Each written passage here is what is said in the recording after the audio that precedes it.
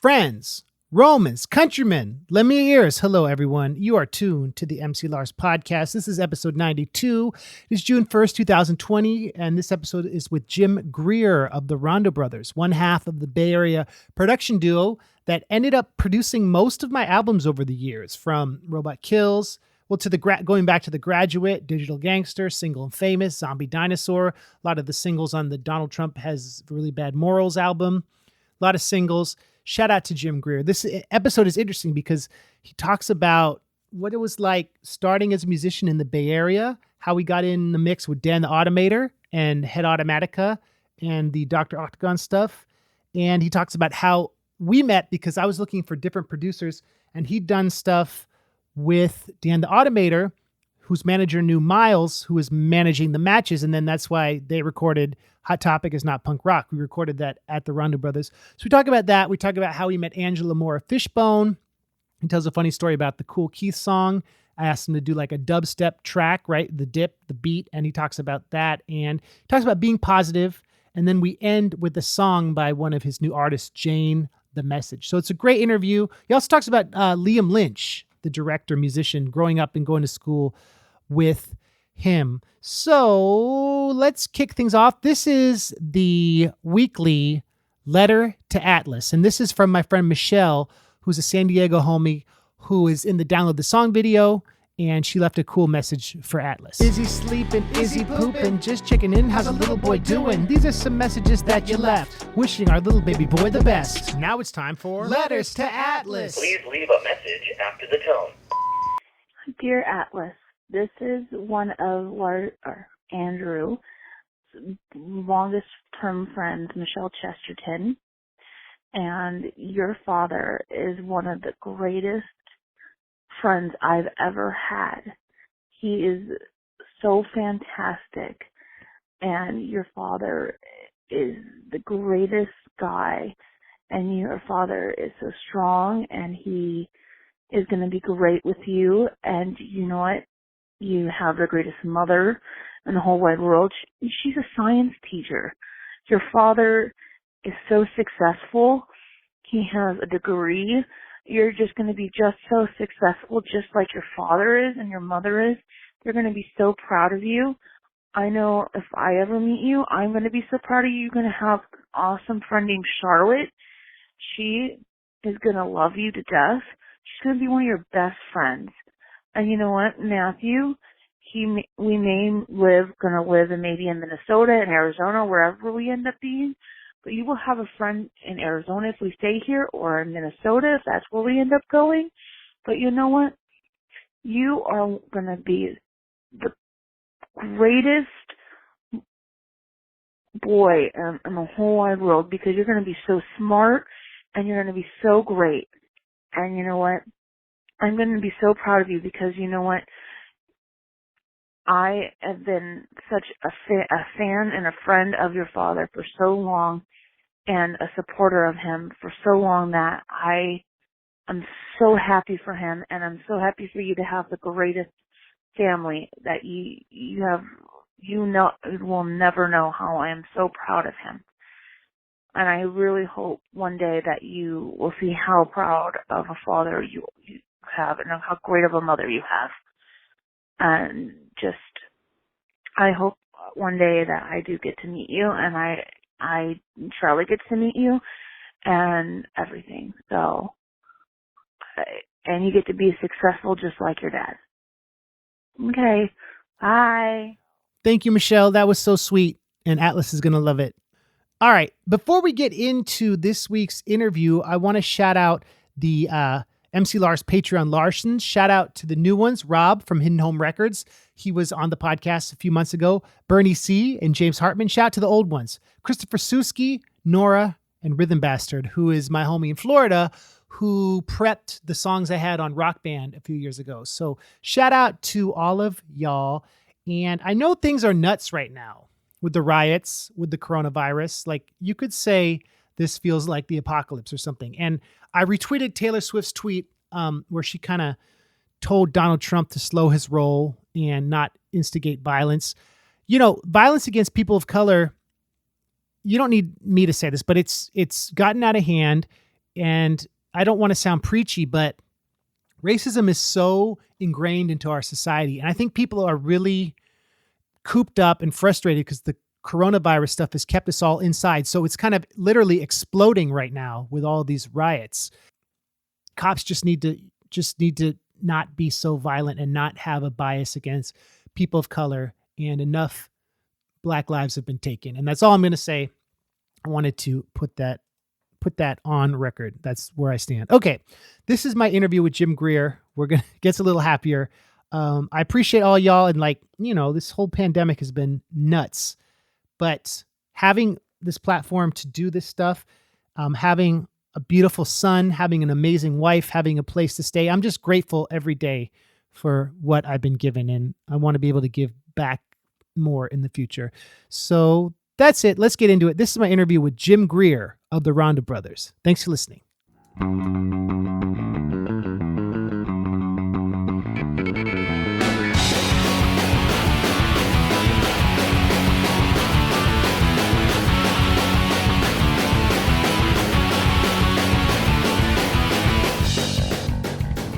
Ladies and gentlemen, I'm here with Jim Greer of the Rondo Brothers, a man I've known about 16 years, and we're here in the studio in Berkeley. Hi, Jim. Hello. What's up? Hello, Andrew, MC Lars. Nice to see you. It's a great pleasure to have you here today. Thanks, man. I wanted to have you on this podcast for a long time because we've done a lot of stuff together, and I saw you on my birthday when I played San Francisco with Oakley Dokley. And I was like, I don't see That's Jim right. enough. Yep. So that was the last time I saw you. And I wanted to say on the record, Jim Greer has been counting his calories, running a lot. He looks great. And he's got longevity in the studio. It works. What's your secret? You have to eat less food. That's the number one thing. Like Yeah. I'm a little bit of a conspiracy theorist person, just like a tiny bit. But one of the conspiracies I'm convinced of is that the entire weight loss industry is a complete and total scam. And there's one answer if you want to get healthier: eat less food. And it's pretty obvious: eat less and eat healthier. But just eat less. So I lost about 25 pounds, which I didn't even know I had on me to lose, and it's just because I stopped. I just cut everything. I cut all my consumption, like just in half, just like instead of 2 eggs and 2 pieces of toast in the morning, like 1 egg and 1 piece of toast, and then like maybe be a little hungry, but that's okay. Right. Like just push through, and I know it's hard to push through that hunger. Yeah. And then for lunch, instead of like a big salad that costs $12 at the buffet, Right. like a $6 salad. I mean, literally just half of everything, just half. Was it hard to get used to eating half the calories or No, what? I just was really determined. Something was weird. I was feeling like gross. I was feeling like there was too much of me. And I was like, I gotta just, blah. And I didn't even start running or anything right away. I just cut down my consumption. And that was it. Nothing else. I literally did nothing else. And then in like a month, I had lost like 8 pounds. And I was like, and I didn't even weigh myself for a while. I didn't even think about it, to be honest. Yeah. I made it like a mental thing with like no tracking and no data. I was like, I'm just going to do this for a while and see how it feels. And it felt good. And then one day I was like, I should weigh myself, huh? And I weighed myself and I was like, whoa, because I had been like 178 and I was like 169 or something. And I was like, whoa, crazy. Wow. And then of course I was like, I wonder if I can get down to 165. And then I started doing weird things like really not eating for a few days. And I guess that's fasting diet. Okay. But I don't pay attention to any of that. So, I would still eat, but even less, even less, like no breakfast, like really small lunch, like smallish dinner, and just push through. Yeah. And then I did, it was like, now it's like 165, like 3 weeks later. And then I was like, oh my God, you can just, I wasn't unhealthy. I wasn't like yellow or not eating lemons. You know what I mean? Like Right. I felt great. And how about sugar? I paid no attention to everything half. So Just half. if Okay. I normally would eat 2 cookies, just have 1. Like I know that cookie is not that bad for me, Right. but 10 is. Right. So like still putting sugar in my coffee, still putting like, although I switched to agave, I like the agave stuff better. But yeah, like whatever, like really, like, and then my wife is French. She makes these incredible desserts. And I was like, you got to lay off the desserts. Like, please stop making. She would make one like every single day. Wow. Like, and they're delicious. I bet. They're I'm sure. so good. They're like exquisite. So I was just like, please stop. Like begging. She was like, oh, because she can eat whatever she wants and she never gains anything because she's French. That's what's up. So, that's kind of like a metaphor for your success in the music industry. You just decided, hey, I'm going to be a musician. I'm going to come to California. I'm going to work with all these people. And it's kind of just like you have this magic Jedi willpower to get things done. And that's why I always love, every time we linked up to complete projects, I knew when I would hire you for things, they'd get done, they'd be professional, and it would be really fun to do. And looking back, like we worked on 5 records. We did Robot Kills, Zombie Dinosaur, Digital Gangster, Single and Famous with K-Flay, who blew up after that. The Whitey Cracker record. Yeah, Digital Gangster. Oh, that was Digital Gangster. We worked on Jeff Sessions, Right. and then a bunch of like features I did on your stuff. It's probably like 50 songs. A whole lot. That's a lot of what's up. stuff. That's It's pretty what's up. cool, man. It's pretty cool. This is why we live. This is why we do it. Like, know. I consider it a great honor to like create this library of stuff with someone. And I know that, in fact, you've inspired me a lot because of the way, like, you were the first person to ever be like, okay, Jim, so like I'm here and I know we have like 37 songs to work on. So if you could pull up the following 14, like bing, bang, bang, bang, bang. And then you're like, so I have like trumpets from my friend Joe in, here. And I have like a drum machine beat I made in Austin with my other friend, Adam. And then I have a thing I made in LA. And then you would just send me these like kind of like bricks of like, parts that you just assembled all over the place, being very like quick and savvy and technologically savvy about it with your laptop and your microphone and your guy makes beats in Ableton or whatever. Right. But I love this like collage style of putting stuff together, and I no longer like I don't like I have a great deep appreciation for like a music studio with live musicians. Like I just recorded this amazing band with like 3 players and all in one room all together, and it was like astoundingly cool. And then I also love the idea of like, my beat from here and my bass line and my thing, and like this is totally digital and that's fake and that's fake. Like people have been doing this forever, and it's all about the end product. And it's like you were always like, well, here's what my song's about, and this is why it exists, because I'm gonna do this thing, this like piece, this thought, and then everything else would be supporting that. You weren't just like, I don't know, it's just like random jams, like my friend jammed on it and then my other friend jammed on it, and not that there would be anything wrong with that either, but you got such a point to it that I was like, man, the medium, the thing, the laptop, the mic, it's all just a tool to create this song, this art form. Yeah, and we're both big Weird Al fans, right? The idea that genre, he talks about Lin-Manuel Miranda talks about how he learned this from Al. Genre is the clothes that songs wear, right? The song and the idea is like the backbone of everything. So I see you have the Robot Kills poster up. Like that album particularly had like, 50, 60 people worked on it because it was 4 years of, I was living so many places, and you were kind of like, you and Brandon, but you really the midwife that birthed this like amalgam of, you know what I mean? These pieces that we had to put together. And then we ended up, a lot of stuff was not in the right key. Like it was all that, right? The whole musical. I don't remember much. You had the ear to know what. Oh, that I know. Yeah. Musically was in tune and what wasn't. Oh, yeah, and that for was sure. important. Yeah. So that's That's my gift. Yeah. My gift is that I'm an ear player. You're an ear player, and that's my whole thing. Tone and pitch. And Brandon, he's more, correct me if I'm wrong, working with him, he's great with grids and loops. Great at technically, and then great at creative. He's really technically good at all that stuff. And then, and I am too, but for example, he would do creative stuff with what looping and gridding and that nobody else would ever think of. Like, like it's kind of uncanny, like this weird talent for like like detail-y things that no one else would ever come up with that are almost visual. Like he's like, oh, that conga looks cool. Right. I'll put it there. Right. Like, and but then it's a sound too. And it's just a whole other way of doing things, that is trippy, but. Well, and it's, you guys are and were like a great balance to those mid career projects, because you're right.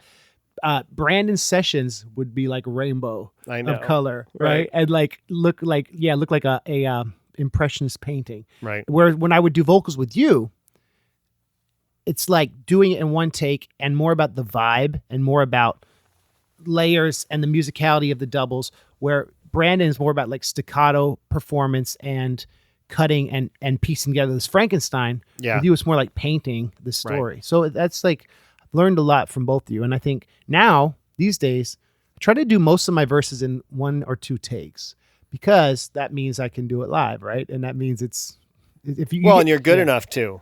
Oh, that's thanks. that's Yeah. another thing. You've that, your talent.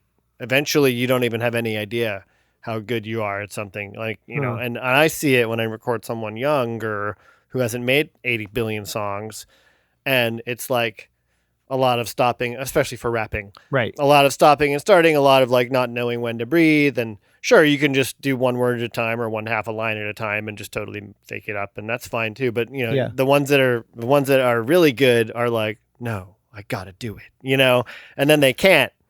And then when you stand someone to know someone like you who's just like, yeah, I practiced it, I know it, like now I'm gonna do it. Yeah. It's just like shooting 3-pointers. You just get good at it, and then suddenly it's a skill you have. That's true. You learn that you really should know your verse, and you should rehearse it. And I would always try to memorize my parts. When I knew I was working with you, I knew it would be better if we weren't starting and stopping, because you have an ear for the full project. And that's something I learned. Like, come in the studio with your verses memorized. You got to be memorized. I mean, especially if you're paying for the session. It's embarrassing if you're not, honestly. It's a little embarrassing. It's like, Are you holding your phone up to read this off a page? Because then you can't even, it's like, what? And it's unfortunately, that's a problem I see a lot of, millennials having, because they don't seem to think that matters, like, because it's all kind of like a notepad to them. Yeah. Like Pro Tools is just another notepad with like more tracks. It's not really, the whole like mystery of I'm in the studio and like, this is my opportunity to perform this for once and for all, for perpetuity, and make it magical, is kind of like, whatever, like turn on your laptop and let me like record my thing. Like, I'll just read it off my phone and it doesn't matter, which is like, I don't know, a little weird. It's different. You made an interesting point about how like the amalgamation element of putting together all of these different live musical pieces. It's a confluence of studio and live, right? And you see that in especially like the Beastie Boys' Paul's Boutique record, and like Odelay, like a lot of the Dust Brothers stuff is about piecing together things, but you have to have that corporeal element, the human element of the vocal, of the energy, of the story. And I think you made an interesting point. Like, there's this disparity now where there's this idea of this parasocial branding, which is the idea that if we're doing this podcast, this is something we've talked about in the podcast. We could have a camera and be on Twitch streaming it. We could be on Instagram, and everything you do has the potential to be streamed live. So then where is the like layer between being on stage and not? You're documenting something that transcends that parasocial theoretically thing. You're making a single thing. I mean, I love live performance videos, and I'm happy to watch somebody's interview live on the air, or watch Saturday Night Live or whatever is live. But I just have to kind of believe that, like, if you're serious about being a recording artist, then the medium is songs and albums or EPs or like forms of music with or without video, and that then you should treat it like chapters in a book that you're writing over the course of your whole life. Right. And you don't want some chapter to have only been like a live Instagram thing that's gone or is just stored on a server somewhere, and then you're like, oh, chapters like 3, 7, 12, and 14 were all just like erased. They're gone now, or they kind of just happened once. Like, I want to be able, when I'm old, I want to be able to go on Spotify or whatever and be like, there's all my records. Yeah. Like, wow, like 1998, I made a record. Like, someday that'll be like 50 years ago, and I'll be like, wow, that's trippy. And I like that kind of library card catalog way of looking at it. I think that has more ultimate weight in your career than just, You know, like, so if you're a model and you just have a giant Instagram feed, like, wouldn't it be nice to have like a coffee table book? Right. And we can have that easily because of just putting music on the internet. You know, it's funny, man, because I remember when we had the production meeting for Zombie Dinosaur, we sat in this very room. It was you, me, and Brandon, and we were talking. I'm sorry, yeah, you, me, and Brandon. We were talking about like the album. It was awesome because it ended up charting on Billboard and like it did great, and it had like more resonance than I think any of us thought would happen. But I remember one of the things Brandon did was make a list of the archival end game for it. So he's like, okay, so how are we going to release this digitally? And then he wrote down all the formats: cassette, vinyl, CD. And I was at Amoeba today and on Hate, and they had it in the hip hop section on vinyl. And I was like, oh man, that's crazy. I'm seeing Jim today. And I remember Brandon talked about how the physical endpoint should have these components when we had the production meeting. And that was like you guys as a production team seeing the long form like return on these digital tracks we were going to make. And I think that's like ties in what you're saying, because now it's vinyl. That's a great like artifact. And that was something that that Brandon was like, we need to make sure we do. And we did. And so it was like a moment for me. I was like, oh, that's cool. Like having, it's this part of the producer's job, it seems like, is having this two parts. First, you're trying to birth the music. The second is trying to work with your artist to convince them that what they're creating is going to have a life of its own and have a life outside of the booth, and trying to rein in the inspiration so that like you have that vision in mind, because you're trying to produce something in a literal sense. Yeah. Right. And do you find as an artist yourself, how do you balance those two perspectives? Does that question make sense? Oh my God. It is a struggle. Yeah. I mean, I can produce, I feel like when I get given that role and it's somebody else's music, it is almost always, if not always, if not pretty much always, absolutely crystal clear to me what to do, what they need, what the music needs, everything, every decision. It's all right there, like right away. I barely need to hear a note. I know exactly what's going on. And of course I will get more information from them and change how I'm guiding or whatever. Yeah. But I talk to them, I weigh what they're trying to do. Some artists are cagey and they don't really tell me everything right away, and I have to kind of wait. Some like don't want to be talked to a lot. They just want you to listen. Right. And I know when to do that. I know when just to listen. I know when someone needs to have a whip cracked. I know when that would be like the worst thing to do. I really have learned, and I love the whole process so much that I really truly love just like hanging out. Like when I'm just hanging out with an artist that I'm working with, even if we're just doing nothing, not in the studio at all, I'm still like actively like hearing them and trying to help them, you know, understand what they're up against, what they're doing. And as an artist myself, I only know one thing that I can do as an artist myself. I've learned this again, also like the hard way. I only know how to find joy in the process of what I'm doing. And I can do that like a ninja. Like when I'm working on a new song, like a Jim song or whatever, whether it's vocal or instrumental or whatever, I am fully in. I am like in a full trance. I'm in full joy mode. There is nothing else on the planet. It is absolutely my happy place. And like when I'm in this room or whatever room I'm in and I'm doing it, I'm so into it. I can't even explain. Like it would be hilarious to watch especially because I work alone a lot. So it'd be really interesting to see like a time lapse of me, but I will just like run from keyboard to keyboard and I get all stoked and I layer things and I'm like, I'm daydreaming about all the things that are going to happen in the songs in my mind. And I'm like getting 12 Grammys and like jamming with Stevie Wonder and then also like sitting again in the room alone, you know, like I am so all over the place and I love it. And I love it all the way up until I'm done. And then I bounce myself an MP3 and I go sit in my car and I listen to it on 12, you know, and then for the next week, I listen to it. I walk the dog, I listen to the song and my headphones on 12. I, you know, wake up in the morning, like before everyone's still asleep and I put my headphones on, I listen to it and I, you know, just sneak away and listen to it whenever I can. And then suddenly I have to decide, like, what am I going to do with this? Right. And then I get really depressed. Because that's right. When it's the production finale of your own project. Oh right? my God. And then I just Yeah. hate life and I hate everybody and I get totally nihilistic and I hate the music business because I realize I have to try to get people to care or listen or say yes or say no. And I do have all these friends in the industry I can send things to, and then I feel like I'm bothering them and I feel weird about it and I get self-conscious and insecure and I just, and I try really hard to be like, Jim, like, calm down. Like, if you were an artist, what would you tell yourself to do? You'd be like, good. fuck that. Be brave, like send it to everybody, and then I'll have these weird little chunks of like 5 minutes during the day where I'll get all like, yeah, and I'll send out all these things and then like I'll get weird again. Like a day later, I'll start to get responses and I'll be like, oh God, what have I done?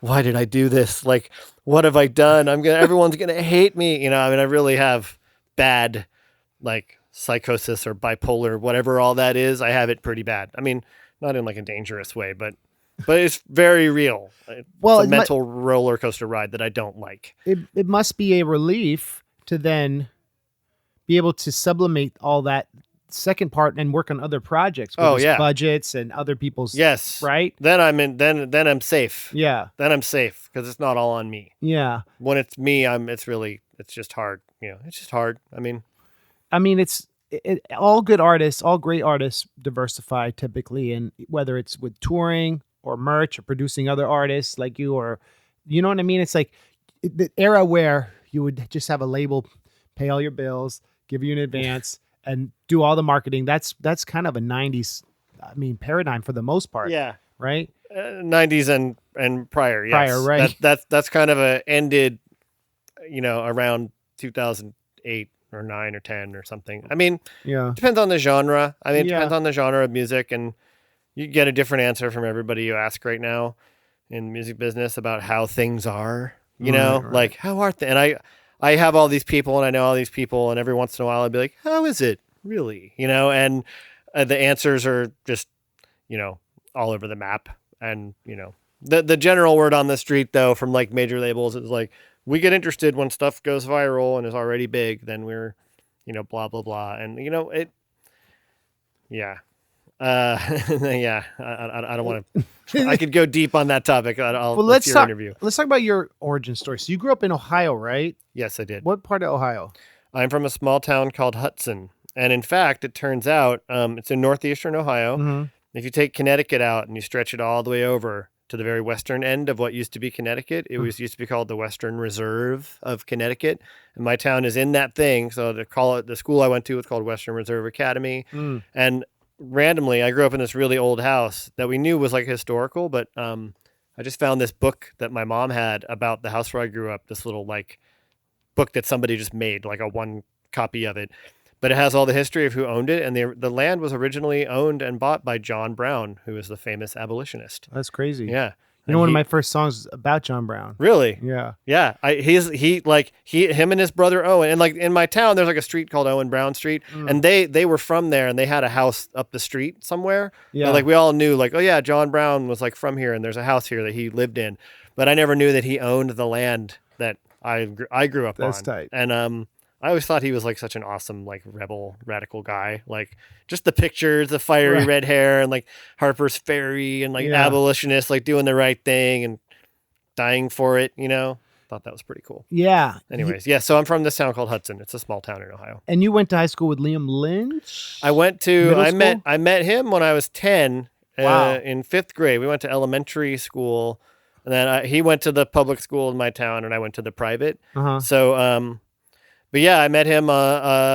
He used to wear, when we were 10 years old, he used to wear a blazer, like a blazer with like pads on it, like style to school, and with like elbow patches. Yeah, and somebody was like, "What's up with the blazer, dude?" And he was like, "I don't care," And I remember asking him because I was like obsessed with the idea of like popularity. Like at the time, I was just a normal kid, I guess, or maybe not. But I went up to him when we were 10. And it was one of those weird memories that always stuck with me because it was so cool. And we were 10 years old. And I was like, hey, how come you why do you wear that blazer if like kids are going to make fun of you? And he was like, I don't care at all what anybody thinks, and neither should you. Hey, go Liam.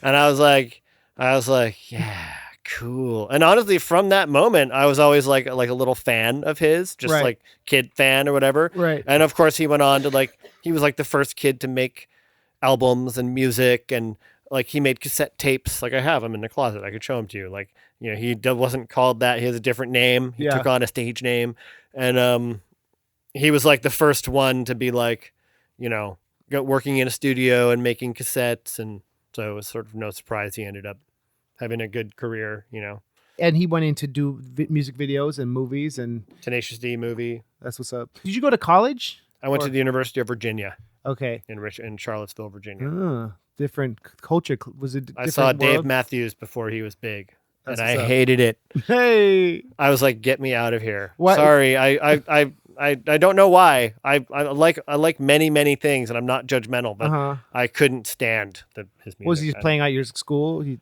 was playing at. There's a club there called Tracks where he would play every Tuesday or something, and I just went to one of the like random Tuesday ones. Some girl I was dating was like, "Come see Dave," And I was like, "Okay." I went to lots of shows. Yeah. And I went and I was like, "Oh, I don't know. Like, I'm having a hard time with this. Like, what So been late 90s? 93. 93. Oh, wow. So, 92 even. before he was on MTV and stuff. Oh, way. This is like before he Wow. was at all big. Wow. And in fact, and even before that, when I was really young, I lived alone in an apartment in Richmond, Virginia when I was like 17 years old for a couple summers. Yeah.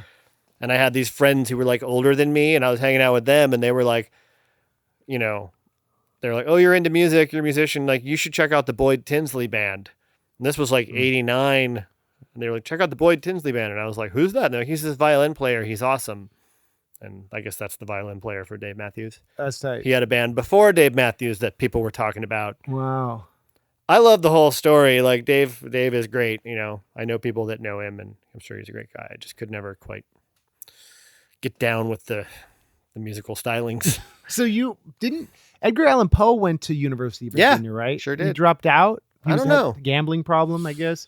Something. I don't Yeah. remember. Did they Yeah. have? I heard they have like his dorm preserved. Yeah. Like, They have a room, the Edgar Allan Poe room on the lawn. There's like 60 some rooms on the lawn, which are where VIPs live there. Uh-huh. And it's really it's cool. It's like his room. I don't know if it's like kept in some sort of museum like state for him. I don't think so though, because Okay. there's only like a limited number of rooms. So I think they try to, people live in it. people live in it. Yeah. Wow, that would be awesome. Yeah. That's cool. Then how did you get to San Francisco? What was the process? When that brought you out here? I had a band all through college, and we played all around. We played at Tracks where Dave Matthews played, and we played all the local clubs, and we won a battle of the bands and blah blah blah. And then we decided to leave. We were like, I was really ambitious. I was like, the minute I graduate from here, I'm going to go straight to somewhere and start doing the music thing full Wow. time. This is what I'm going to do. Yeah. And I basically, far as I can tell, sort of rallied everyone to come and do this with me. So 2 of the guys in my band, not the drummer, and then some other people.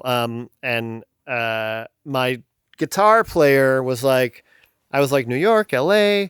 And I remember we had that hike I sent you on? Yeah, The yeah. Marin Headlands We went, yeah. vibe, right? Right. So if you up in that area, if there was a poster in our practice room, it was a Grateful Dead poster, and I wasn't a Grateful Dead fan. I can appreciate them a lot, but we just had this poster because it was cool. It was like a skeleton sitting on one of those hills, looking out over the city from that view, and that was in our practice room. So I saw it all the time, and I was like, man, that place looks awesome, And it was like, should we go to New York? Should we go to LA? And then the guitar player was like, my sister just came back from the Bay Area and she says it's awesome. And like, we could rent a house in Oakland and like, I'm going to go visit her and so he came to Oakland while I was still in Virginia, and he found us a house on Eileen Street in Oakland, North Oakland.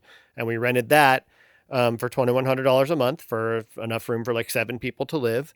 And then the day after graduation, we got in a U-Haul with like all of our stuff. And I had this Korean girl I was kind of sort of dating, who was my friend, and her name is Jin. And she got in the U-Haul with me, and she and I and one other person drove all the way across the country, and we camped along the way and had a really fun time. And then we got to Oakland, and then we set up shop. We turned our thing into a practice space, and our garage into a practice space, and started getting gigs. And like within like a month, I got us a gig at like Bottom of the Hill and all the clubs that you could play at, Night Break, Boomerang on Haight Wow. Street. So you just jumped right in. You, as a producer, you like produced and manifested this vision, keeping the college band together, Maybe, yeah. moving out here. Yeah.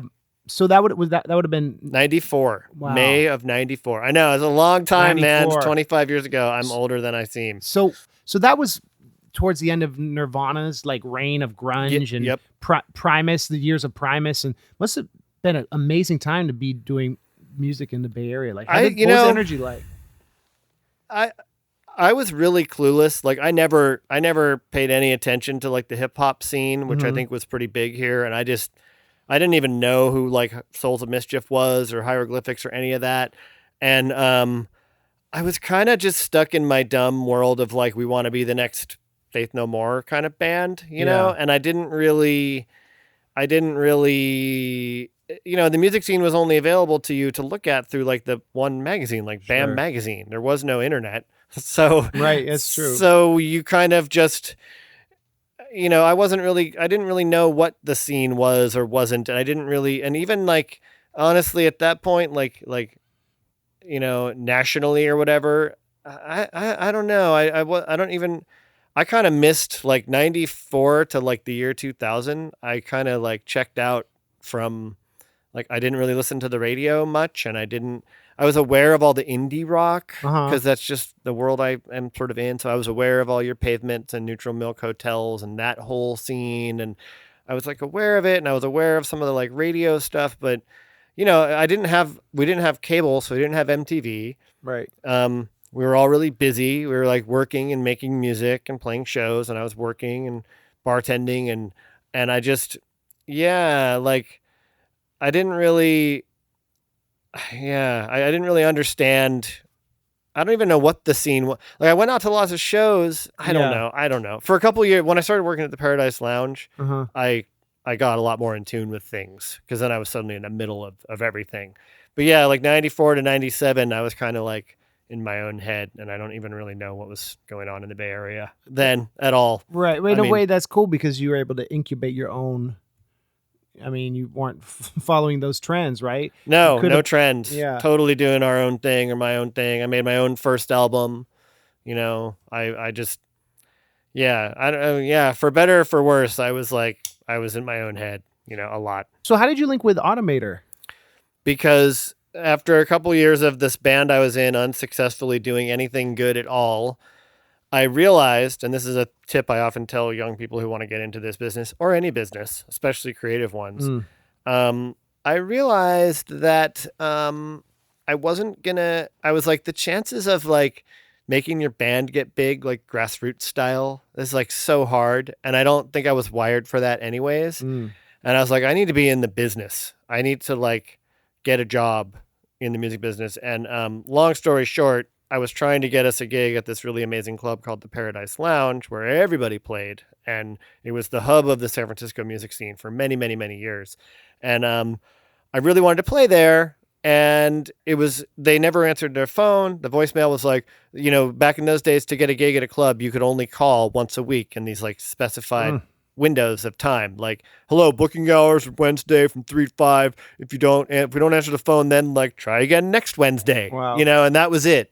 And so you'd be getting busy signal probably. You just get a bit, you know, you'd start calling at 2:50 and it would be busy until 5:10. Right. And then you would just give up. And it was like a game, and like we all talked about it. It was kind of pathetic and horrible, but that's really how it was, like everywhere. It was really strange.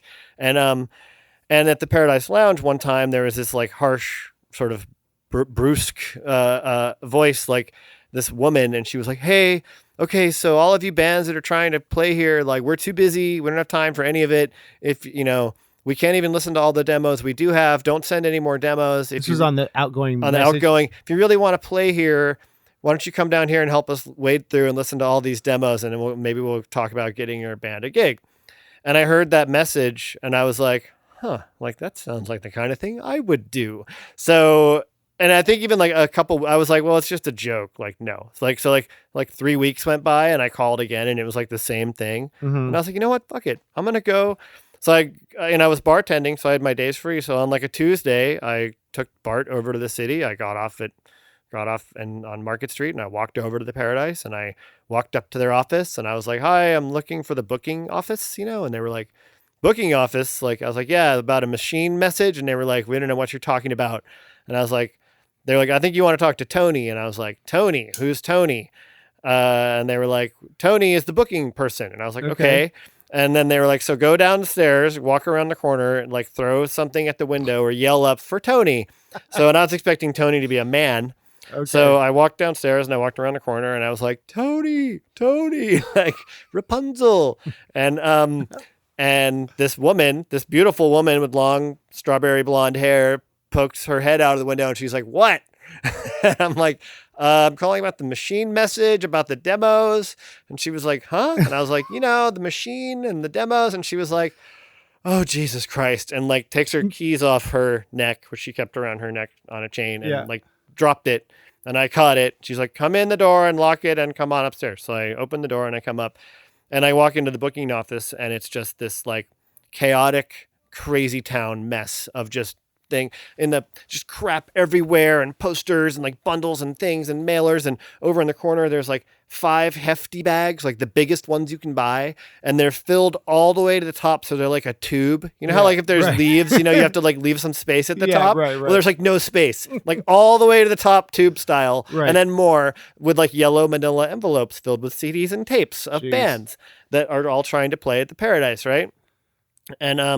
And she's like, okay. She's like, I think maybe Audra left the message. So why don't you sit down and wait for Audra? And I'm like, okay, who's Audra? She's my assistant. And I was like, okay.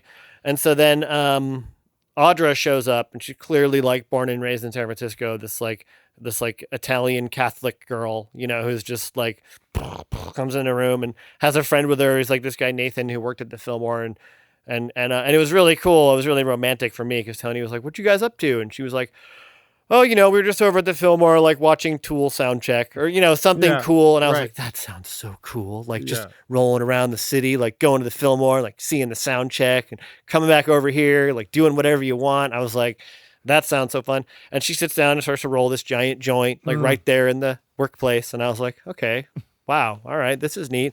And then she's like, okay, so like, what do you want? And I'm like, well, I called about that. And she's like, okay, well, and long story short, she was like, she was really cool. And she was like, I tell you what, like, like if you can listen to and organize all those hefty bags full of demos, you can be the intern for a while. And then like, we'll talk about getting your band a show. And I was like, I'm in.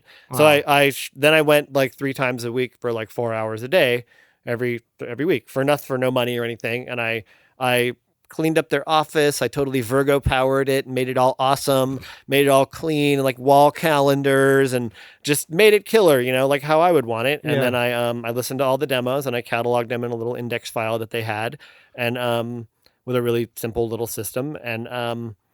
And she did it with me for like an hour one day to make sure I had like good taste and could tell a good band from an amateur band. Okay. Yeah. And, or how to, if it's like, you're not sure if it's good or not, just classify it, like we're not all experts in certain kinds of music. Yeah. And then that took 9 weeks. And then after 9 weeks, one day she walked in and she was like, I was just hanging out with like Fugazi at the Trocadero, and the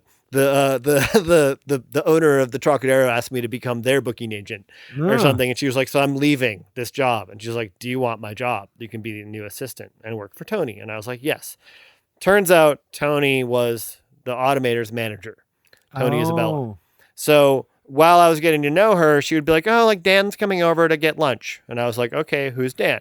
And Dan at the time just drove around in an old, like beat up Toyota car and was totally normal and hadn't gotten all famous and weird yet. And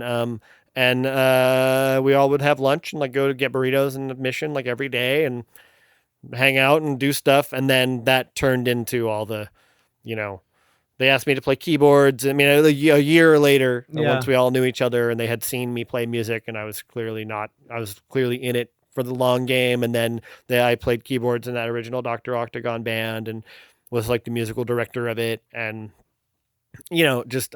I can go and go, but it all kind of, I always say my music career started when I got that job because, and by the way, I told Tony, I was like, I want to be a producer. And when I found this band called the Gun and Doll Show, and she financed me producing them. She like loaned me the money. I was like, cause she was trying to kind of sign some people too. Like she was managing Dan, and she was like, I kind of want to like have a label and sign some artists here and there and like try and do this. Like she's really good. Like she could be like an A&R person for a major label. She's really skilled with discovery, I guess.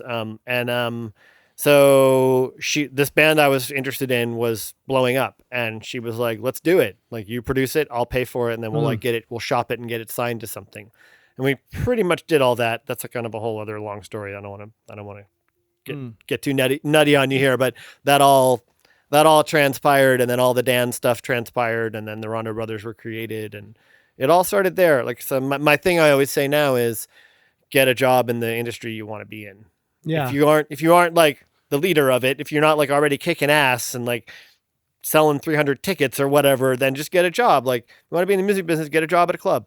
Like suddenly you're going to be surrounded by people who are all in the same industry as you. Right. And it's kind of fun. And then you start to create a team, and, you know, you start to have friends and colleagues and acquaintances. And, you know, like even if you're working at the box office at Slim's, it's like you're meeting bands, you're meeting people, the phone is ringing, you know, like I would think. So it's better than doing something totally different, you know? Well, that physically showing up, right? That's like a huge part of it. Yeah. And we linked because I guess through Head Automatica, Miles, who was managing the matches, linked us because we did that.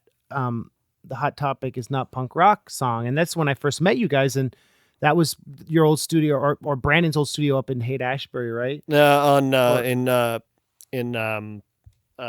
Bernal Heights. Bernal Heights. Yeah. And that was that was fall of 2005. Something like that. Yeah. And around that time, you and Brandon were doing a lot of Rondo's.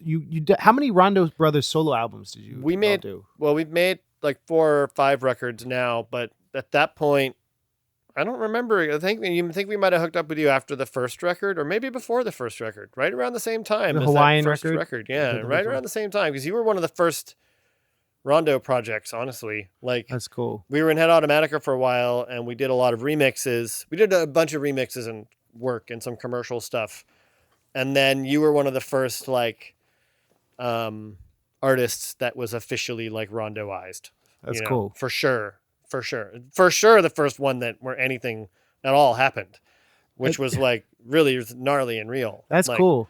You know, I remember we did that song in a day, and it was amazing how local radio and rock radio, the song was so simple, but it kind of did well. I remember it got played a lot on Live 105, and it's still one of the top songs on Spotify. And I remember it's in my top 5, I think. Wow. That it was simple and fun to do. And I remember, like, you're talking about managing the session, like just by being a spiritual presence. I remember the whole time you were playing this really like on your flip phone thing, this skiing game, snowboarding game. Snowboard game, yeah. What was that thing called? What was the sidekick? The sidekick. We all had sidekicks.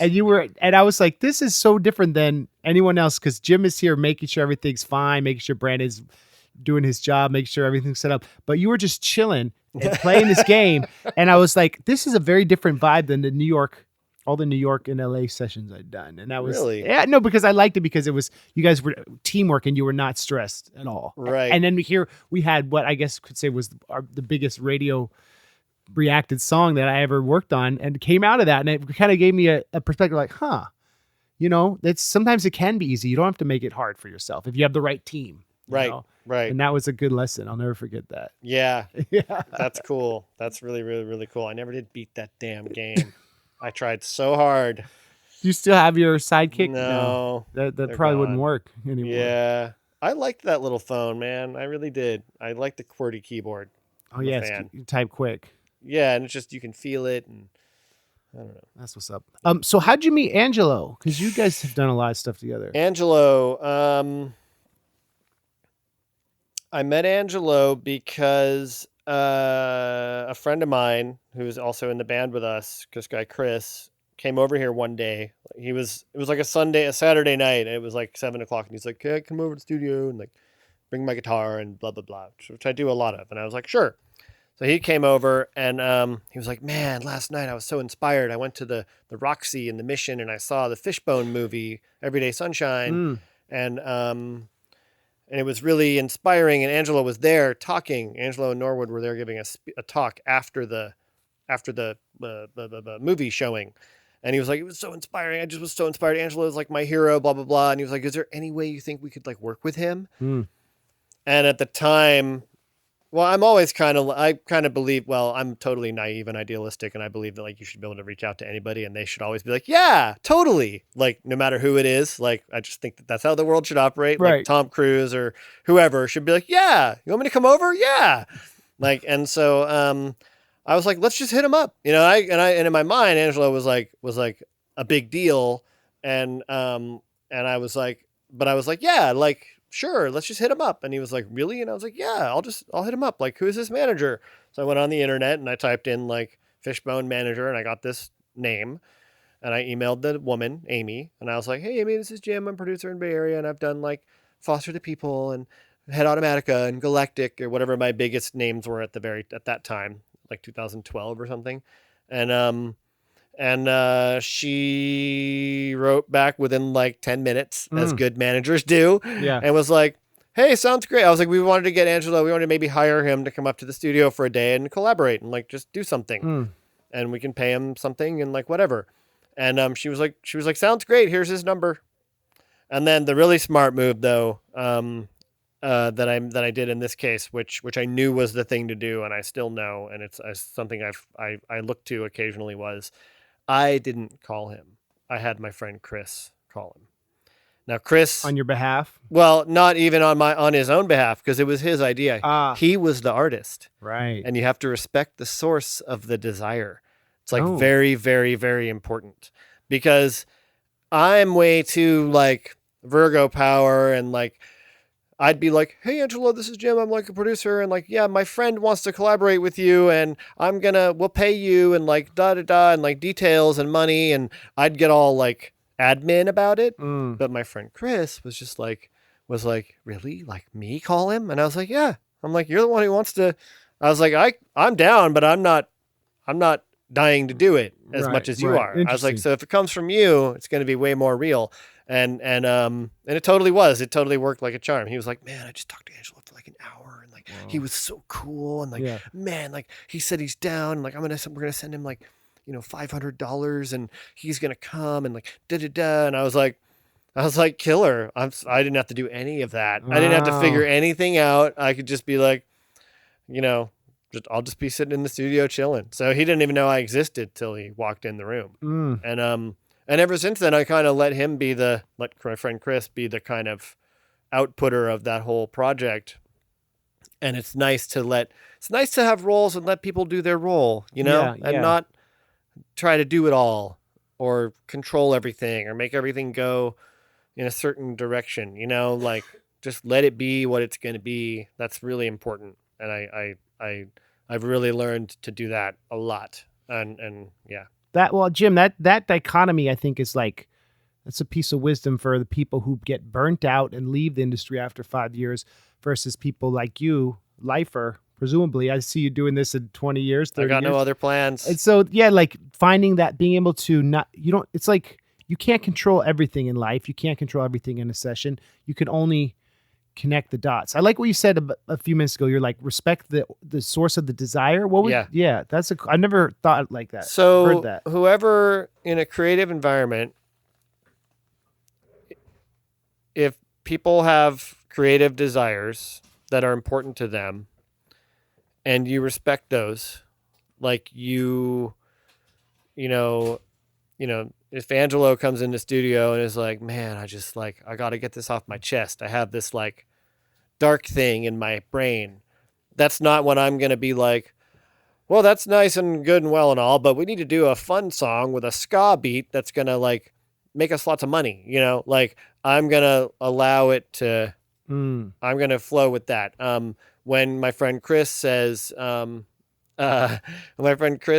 know, I want to reach out to this person, I let him reach out. When, you know, I would, you know, when you were in the studio once and we were working on the Cool Keith song. Yeah. What's that song called The again? Roger Rabbit song, The Dip. Yeah. And it was all dubstep, right? Yeah. And I'm like, and you know, and you're like, I kind of want to do this, like these dubstep and these big beats and these kind of thing. And part of me, I remember like We tuned learning the kick drum to be the bass line. Yeah, I learned something from that session. I don't remember much about exactly what I did, but I know that at one point in my head, I'm like, I don't do dubstep music at all, And then at another point, I'm like, but that's what he wants. So I'm not gonna say what a jackass thing it would be to be like, yo man, I don't do dubstep. Like why don't you get a dubstep guy to do your dubstep song? Which people will talk that way in the studio, man. They will. Like people will be like, yo man, I don't. It's like, and I had to realize in my mind, I had to like go through this process. And I had to be like, MC Lars doesn't want me to make a generic dubstep beat of. He says dubstep, and what he means is he wants it to be like. Right. Like a big fat halftime grindy cool beat. I can totally do that. I could do that all day. Right. Now, can I do the exact kind of dubstep or whatever that the dubstep guy does? No. Do I need to? No. Are you trying to go get played on the #1 dubstep UK like Eurotrash disco playlist? No, not necessarily. You're just trying to do what you want. Your desire is to have this feeling in your song, and I'm supposed to be. My answer is never no. The answer is absolutely. And then I have to get out my toolbox and figure out how to make it happen, knowing full well that it's going to become its own thing. You don't, like, and there are artists who are inexperienced and they'll go, I appreciate that you've made this really awesome, cool thing for me, but could we go listen to like 30 of the best dubstep songs ever and make one of those in the next 5 minutes, And then you go listen to like a Skrillex song or whatever. And you're like, that's when you can be like, well, I don't have everything he has, He probably has like this rad drum machine and this other keyboard and a whole different studio filled with different stuff. I can't, we can try. Sure. But we're only going to get so close. So that's what I mean by respecting the sort of desire. Whatever it is, it's like when someone wants to be chill, they should get to be chill. Like they're the artist. Like the whole reason we're even recording the stuff we're doing is to support what they are feeling. And also like an interesting point is that this notion that you're going to try a million things, and sometimes the songs you don't expect will react with people. So you got to follow. I think that's a cool perspective. Follow the inspiration and the intention and the passion of the artist you're working with, because you don't know what's going to resonate with people. You have no idea. How can you think about it beyond making you stoked? Yeah. And them stoked in that moment. Like, because once they're stoked, so this an artist is like, I'm really happy with that. I'm like, hallelujah, then we're done. Right. We've arrived. Right. I had the same experience with Geographer. Have you heard of Geographer? Really great music and like pretty popular and really killer, like one of my favorite artists. And we made a song called So Low, and it's like, it has like 700,000 plays on his Spotify. It's done pretty well. And he wanted to do this like certain kind of, as soon as you heard it, you'd go, oh yeah, I get that. Like, yeah, feel it. Like, I get it. I get what he wanted and I get how you did it. And no, it isn't the same as, it's a certain style, but it's not the same as everybody else's version of that style, but it totally works and it's totally killer, he was in his mind competing with all these amazing records that he's listened to from, like just Flying Lotus and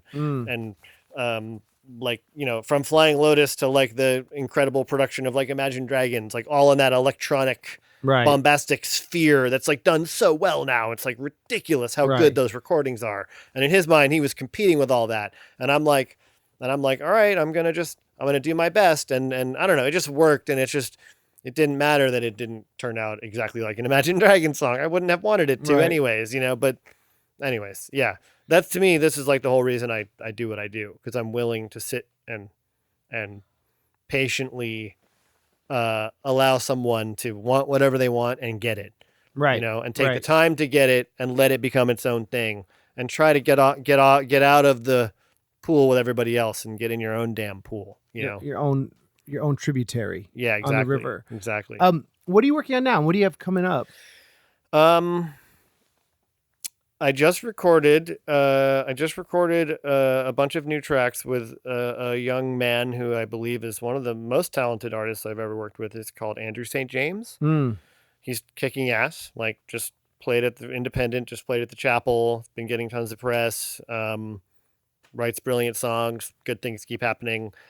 We just recorded 10 of his new songs, and we did basics, and then we're gonna do all the like fun, like post stuff. Like, You've been working with them for a while. we've done 4 records so far. I saw you guys. This will be our 5th. I saw you guys. You opened. I forget who you opened for, but I went and saw you play with him and his band. Really? Years Okay. ago. Yeah, he's amazing. It's like, Yeah. it's obvious cool things are going to happen. He's going to have a career, it's just, he's had a lot of, I mean, again, it's a whole, I could write a book about it at this point, but he's had his own whole crazy adventures and journeys. But I really believe in his talent, and so do other people. And they just keep coming out of the woodwork, whenever he plays, like someone in the industry or somebody who can help is like, hey, like, whoa, what's going on there? Like, so that makes me incredibly happy. Because I think his is a voice that is needed, in the world. So so that record, I have a really funny, cool band coming from Colorado called Whole Milk, and they're coming in like a week, and they are 2 people who are a couple who are incredibly cute and incredibly talented, and they sing and play guitar and bass, and I believe the Alec, I believe he plays a baritone guitar. So there's this cool sound. It's like baritone guitar and regular bass. And they both sing and they harmonize, and their songs are really out there and good. They're coming to do like an EP. So I'm excited about that. That's coming up soon. I made a record with this incredible singer originally from Chicago, who's transplanted to the Bay Area. Her name is Yunaka Berry. We made a band called Cardboard People. It's kind of like our sort of Gorillaz record. Which, by the way, you're welcome to come be on a Cardboard People song. Oh, tight. We'll have one for you. Thank you. Won't be long. Okay, cool. But we're 10 deep. We have 10 tracks that we've made, and we're both kind of really into like having it be this kind of like side project that we're just going to release. We're going to try and make a video for every song, and we're going to try and do it all ourselves so that it's just totally organic and real. But the song, like, she has this she's 25. She has this, young Black female perspective that, again, I feel like is incredibly important in the world and like must be heard, like is absolutely crucial that we all listen. And so she writes about it like straight from the heart, and I'm just like, damn, I love it. Like, I'm really, really happy. And musically, she's like she's like, have all the fun you want, like make it rad, and she'll be like, I like that. And we have like 20 songs, but she's kind of picked the ones to sing over. So that's exciting. That's coming up. Jane the Message, who I've talked to you about, is a young MC who is just incredible. Like, her record it's one of the first times in a long time that like I've been really truly moved by a rapper's lyrics and vulnerability and stuff, to where I'm like, how did this? And she makes me feel like I'm like 12. It's weird. She takes me back in time.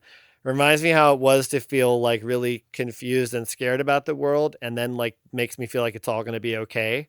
Like, if I had had that record when I was 12, I'd be like, I would have been so much more together now. That's cool. Like, but it's like that. Like, I don't know any other way to say. She like, it like relates to my inner child, which is fascinating to me. Right, like, right. It talks directly to my personal inner child, and I really hope that,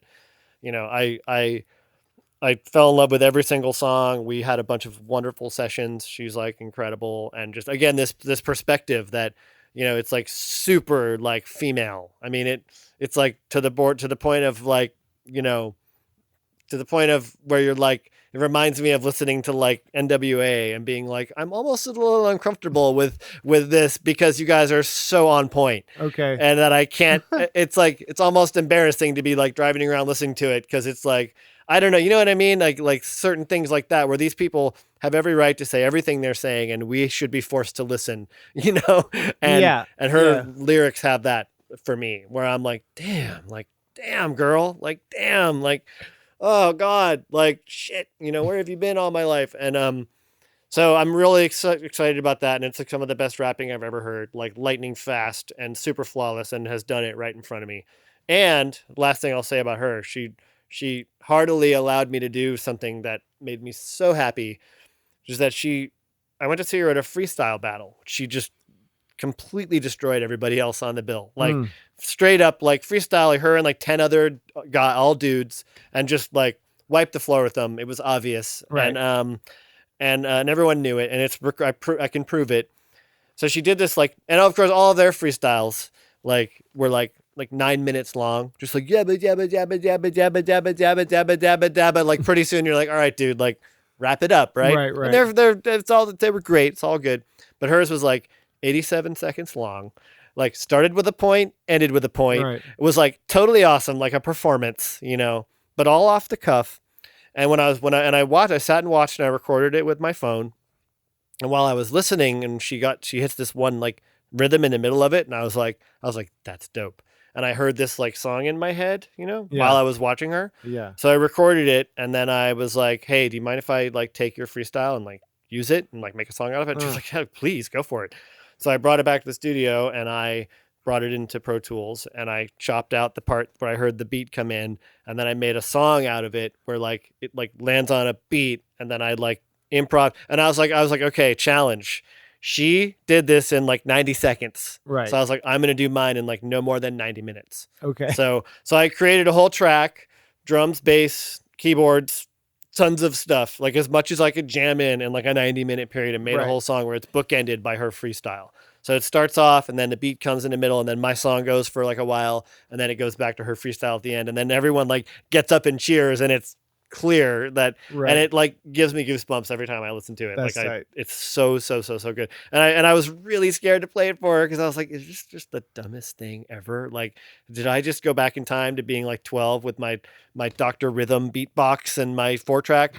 And she was like, I completely love it. Can we please put it on my album? And I was like, oh my God, yes. She trusts you. She trusts me is the point. And that's like, I just, again, that's like, I can't express how nice that is. Like, it's just makes me want to like get up in the morning kind of stuff. Well, that's something infectious about you, Jim, is your pure love for music on music's terms, and the way you respect your artists and collaborators, and the way you're not defined by genre.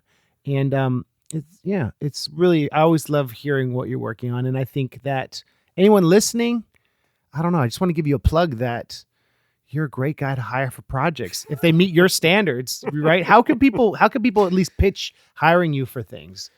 My preferred method, thank you very much for that. My preferred method is to know people a little bit personally. Okay. I love it when a band just sends me a message and says, hey, like, what's up? Like, I might need to do some recording. Like, how does that look? What does it look like? What do we do? How much does it cost? Like, blah, blah, blah. Where I can, and I keep everything like super easy for people. And I just try to get a sense of what they want to do. And I don't want people to be stressed out by the money part, like I want there to be zero stress. I want it to be like all good vibes.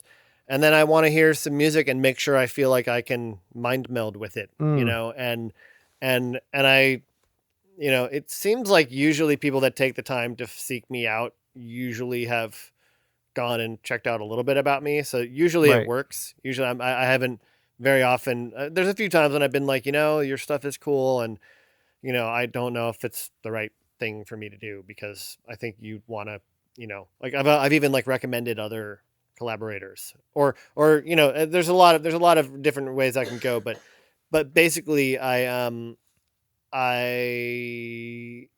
hope that, I think just hitting me up and like letting me hear I'm really all about the songs. It's like, if I can hear the songs and hear some songs, then I know what I'm listening for. And then I start to be able to, as soon as I hear it, my brain gets to work, and I start imagining what it could be. And do you want to give out your email? My email is Green Diamond Jim, those 3 words, Green and Diamond and Jim @gmail.com.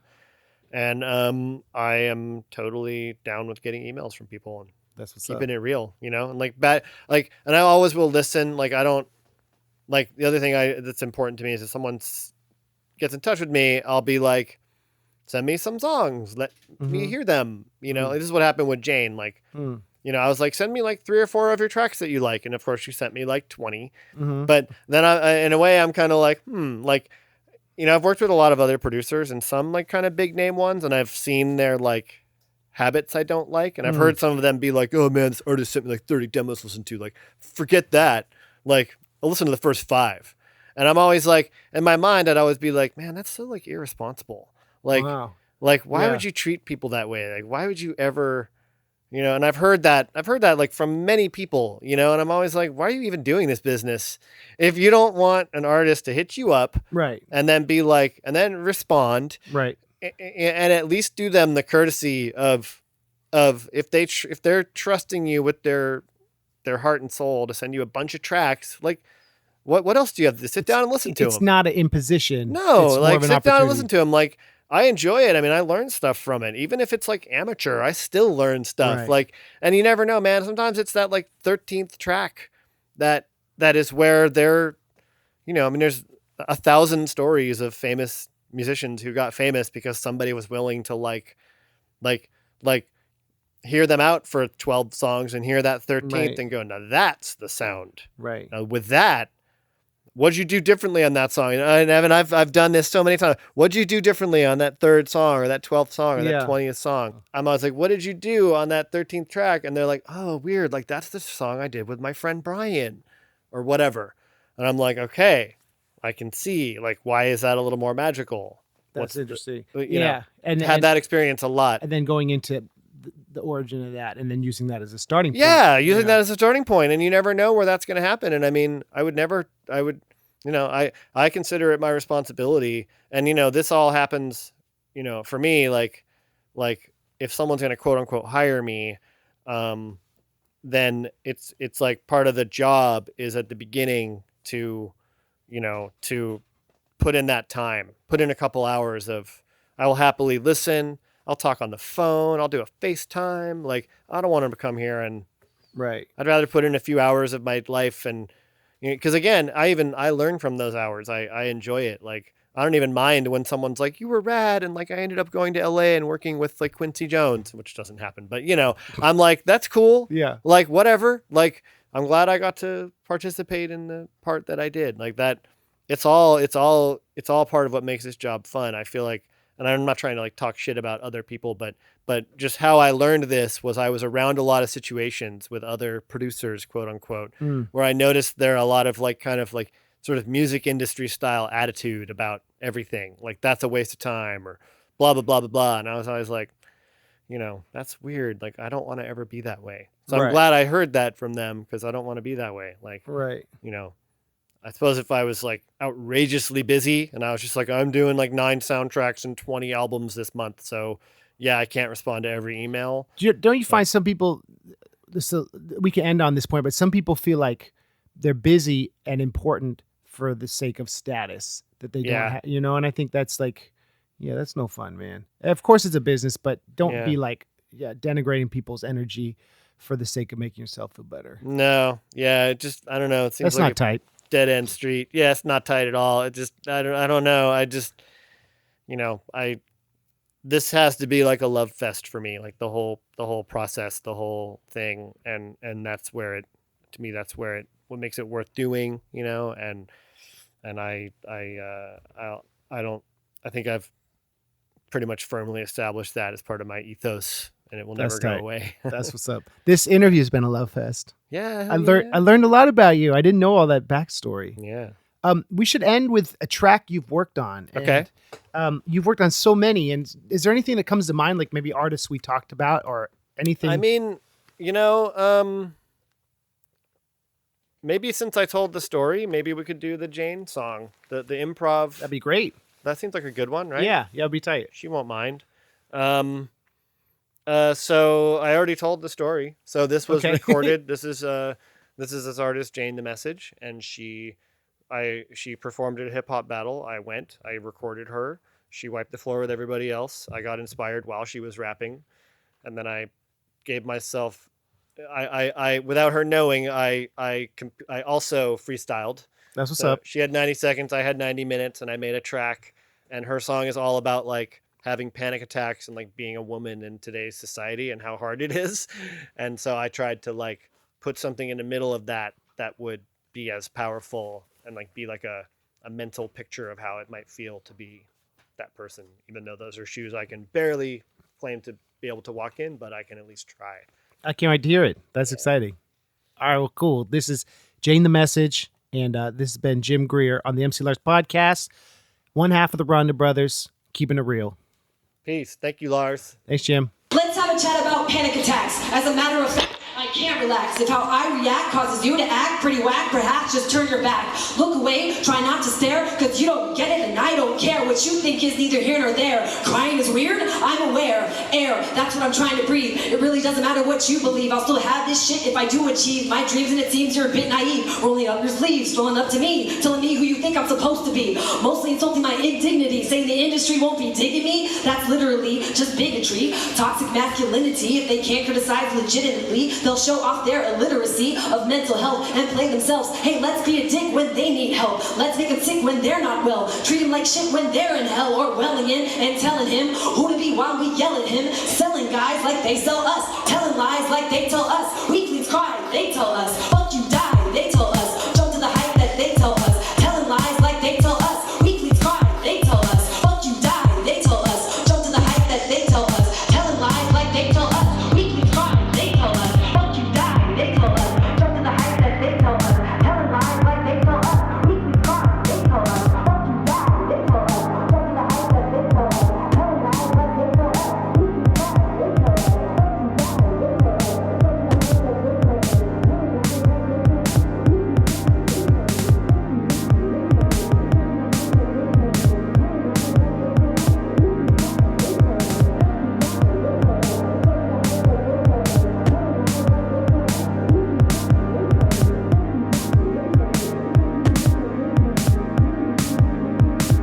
Weaklings cry, they tell us.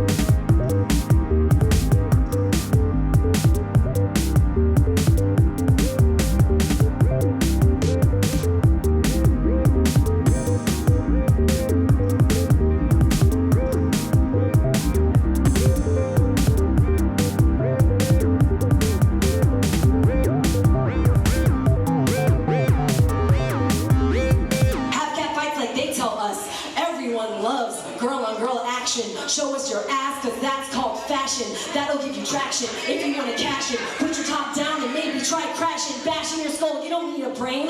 Dance on a pole, stay in your lane. Girls entertain our every win. If you can beat a man, still let him win. Being treated like shit is a compliment. Let him take credit for your accomplishments. Pay homages to incompetence or ghostwrite and stay anonymous. Never question any man's dominance. Keep running on empty promises. Dishonest men, admonishments, and homonyms sans common sense.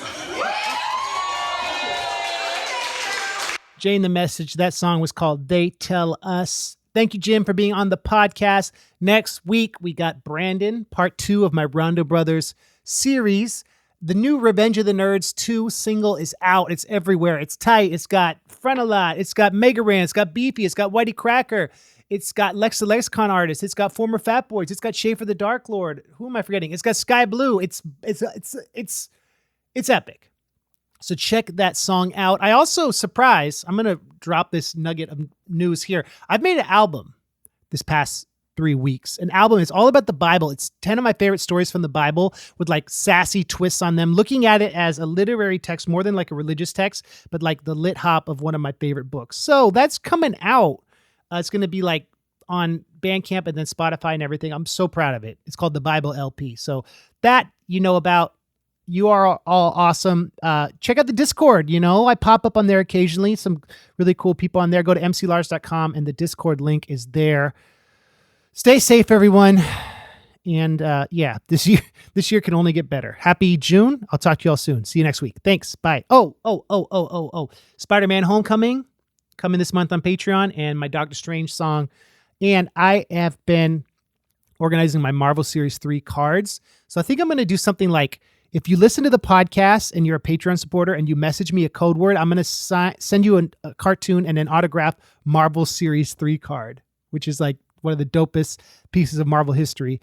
But that's a podcast exclusive. Like, I don't know if everyone listens to the end, but I'm going to have a code word next time. And then I'll send you some art and the Marvel Series card if you sign up on Patreon and know the code word. And that's all for now. I can't reveal any more. Okay. Thanks for listening. Thanks, Jim. Bye.